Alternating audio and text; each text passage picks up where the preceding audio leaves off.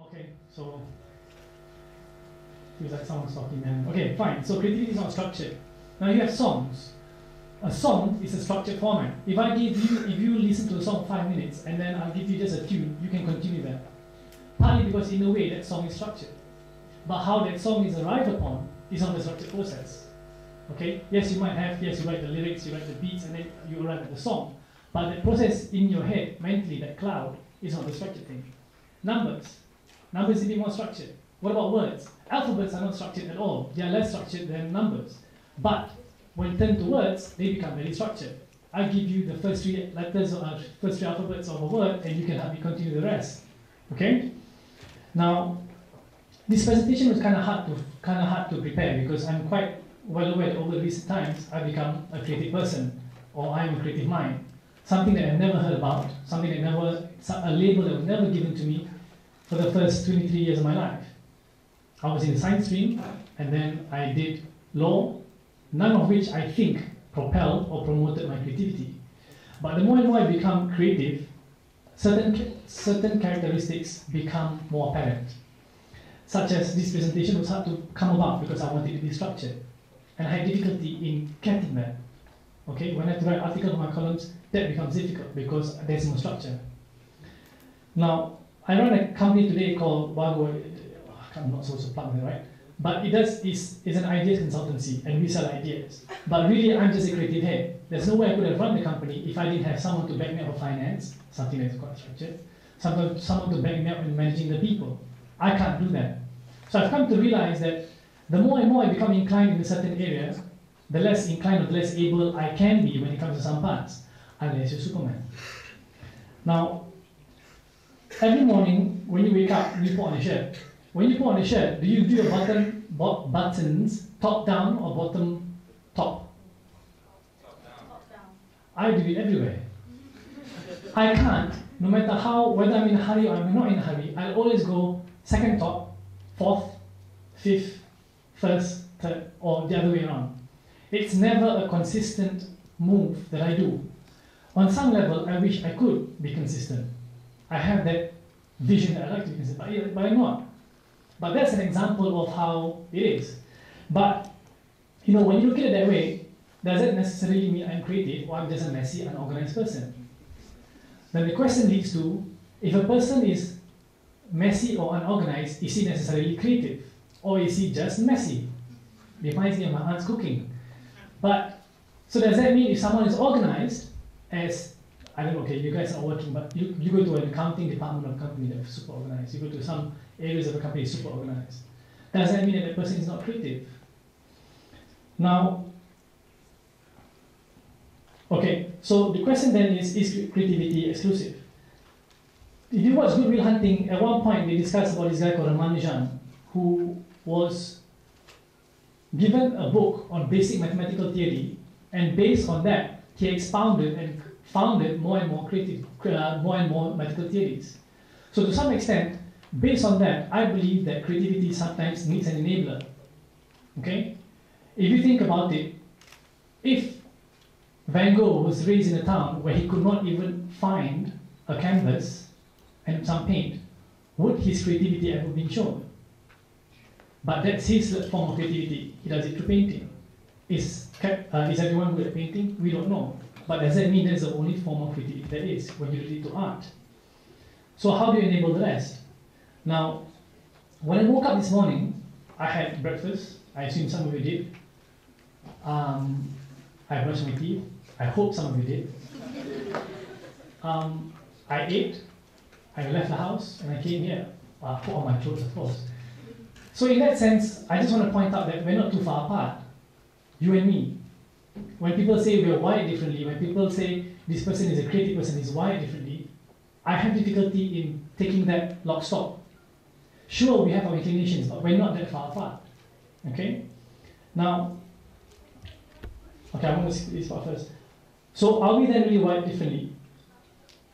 But then again, to be fair, how many of you forget to plug your zip?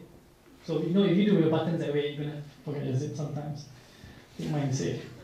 Now, okay, when you look at your car, when you look at the wall in your house, when you look at a canvas, Do you see a platform to be creative? When you see a white canvas, perhaps yes, painting registers in your head. But when you look at your car, do you think you want to paint your door so that because it's a creative platform? Or are you going to put a massive spoiler and paint it pink and 50-inch rims? Is that a platform to be creative? My car is rubbish. I don't even wash it. I got it in March. I don't wash it twice. I didn't wash it once because I got into an accident. So I said, you wash it, problem happens. But I don't. That's my view. You see, I don't see that car as a creative platform. If you're familiar with Zain, he is one of the top landscape artists in Malaysia. He did Kampung Warisan, he did Lot 10 Rooftop, and he did KL Pack. If you look at his designs, you can see that he sees a platform to do things with things around him. I, to some extent, wish I was like that, and I've done that in my home a little bit, but I'm rubbish. But I see it that way. It's not about whether you're good or not, it's about whether what you see and what you do in it. But everybody has a home, so if you see it that way, you're creative in how you want to use a home. Is that not you being a creative person? How are you going to sort out your dishes at home once you washed it? Whether you're going to put it at the bottom left, top right, or you're going to not put it at all? Is that an exercise of being creative? Now, I look at Tony Fernandez. Oh, I hate quoting him because everyone seems to be quoting him. But look at the plane. He painted what graphic said, LAT, right? On the whole plane. And recently he used his car as a form of protest to put against MHB tax increase. Did anyone else see that as a platform to deliver your message? Did anyone see it as a platform to do anything? Now, another point, another angle I would think I want to raise is that, in essence, sometimes you become what you're familiar with. You're familiar with sitting on a chair like that, so therefore you were raised to believe that's the way you sit on a chair. I come from a background where we sit on the floor a lot, so when I sit on the chair, I say put my leg up like that.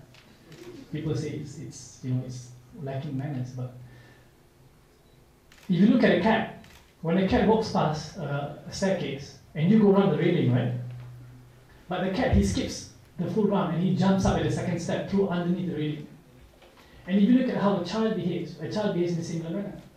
He tends to ignore the conventional boundaries around him and he goes on with it. So I suppose to some extent I wonder whether once you become familiar with the conventional definitions of things around you, does that then prevent you from being creative? Or does that also allow you for the platform to be more creative? Now, I'll get to the point. For example, whenever I take myself out of my comfort zone, even if I take myself something out of routine, and when I mean routine, I mean something as simple as me taking the train to KLIA, things that I don't do often. It triggers a lot of creative thoughts and ideas. Either I come up with new ideas, or I have an idea and I improvise it. It becomes better. Each time I travel, I get it. Every time I take out my zone. So, my question is, last night, when I was doing some work, and we're all mostly creative heads here speaking, so to speak, and we're all creative heads who work at night, nocturnal, right? We all know that. So I've got a question. Because the familiar setting of an event on a weekend is in the morning, don't you think that this event would have done better if it was at night? Yes. Why did we do it at night?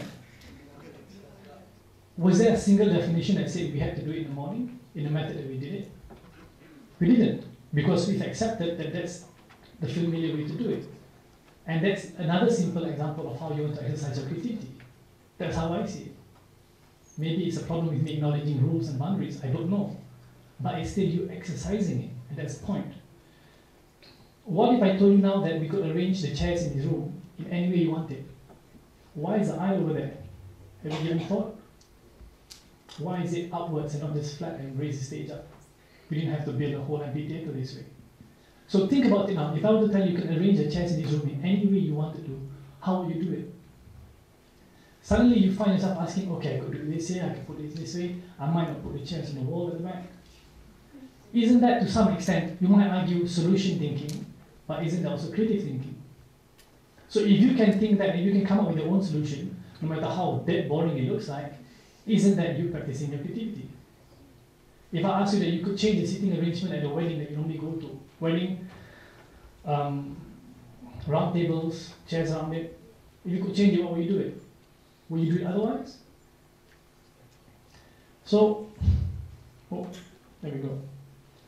So what I want to ask also is, there's the part where society kind of conditions you to be that way. Another part is there another portion in life where it also conditions you to be this way?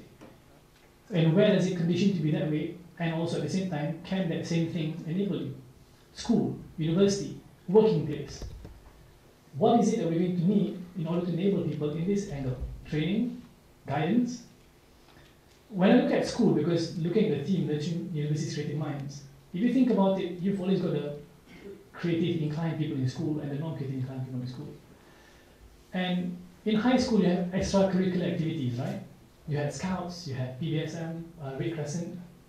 And if you notice, the kind of characters whom you see either at 25 years old, 30 years old, or at 17 years old who are creative, are never the kind of people who want to go to that kind of thing. The point I'm trying to get at is, creative people in that sense are kind of neglected of that kind of exposure.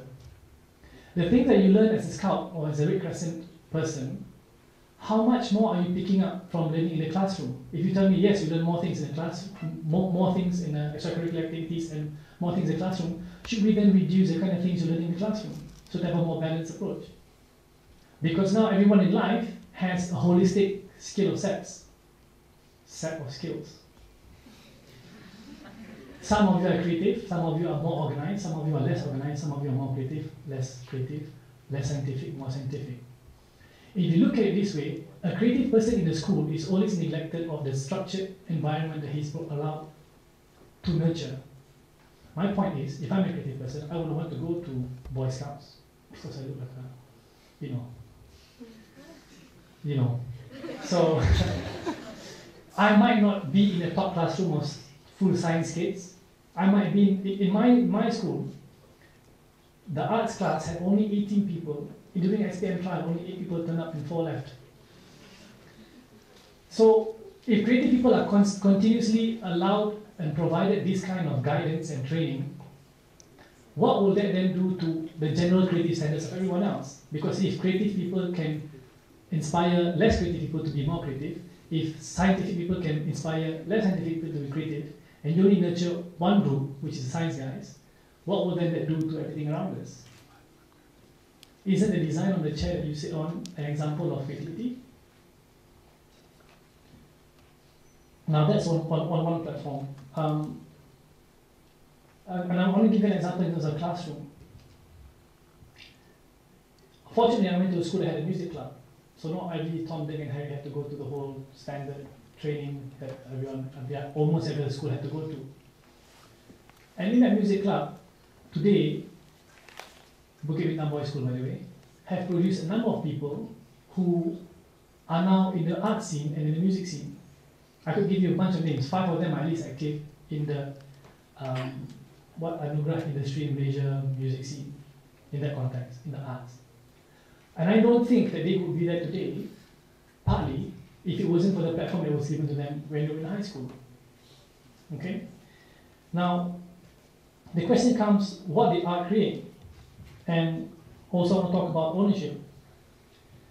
If you look at around you, when I said about context earlier and the platform that you see, how many of you students here were part and parcel of designing this whole place? Maybe some first years I was responsible for that over there. Or maybe troubles, I don't know. The walls, the bathroom is not sparkling. But if you were given a sense of ownership, would you in any way use that place, if you were allowed to paint, to design, to do all sorts of things in that place, would you use that place as, would you be more creative? Would you have a more sense of ownership, right? What would you do with that? Because now every single thing is not done by you. You have no sense of ownership of what's going on. And what I also want to talk about is, what did art create? Do you think what created a car was artistic, was creative? Engineering was behind it, I agree. Oh, engineering students, slow down.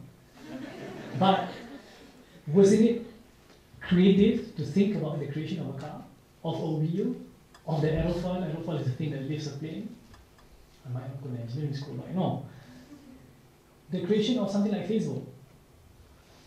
In the place that I work, we work on 2 platforms, 2 approaches. We look at what's the vacuum in society, number 1. And how can we tap into that vacuum? And the human behavior. What are the things that we can create that will allow this human behavior to flourish? That idea to flourish. So, taking that, you look at, to me, what things that resulted, what are the creative things that came out by not so creative people? Microfinance, Yunus Social Business Center, Grameen Bank, wasn't that an example of creativity? The creation of Facebook, wasn't an example of creativity? Social entrepreneurship, sponsorship between NGOs and companies with tax exemption. That model wasn't an example of creativity. Teach from Malaysia, where graduates teach in public schools for 2 years after graduating, they go on to go to schools and get better training.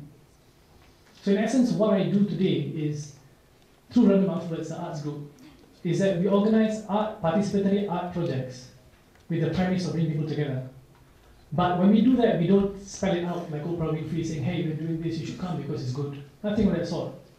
But it allows people to come and participate and do things. Pillow fight. In 2009, we went into 7 trains in KL monorail, and we decorated the interior of the train like it was a birthday party. Balloons, snow sprays, stencils, stickers everywhere. And it says Happy Birthday Malaysia. And none of the people who involved in the project were creative people, so to speak. They all probably went to a science stream. But these are examples of how I think you can push it up. So that's the work that we do, and that's how we try to enable creative people. Sorry, how we enable people who are not creative. On the other hand, there's also things like school and things around you. What can you do? You got a problem just now. Did you solve it in a creative manner?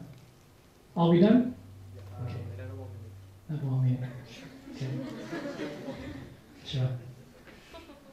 So what I want to question is, when we look at labels and we talk about how things happen and what things do, are we always confined by those definitions?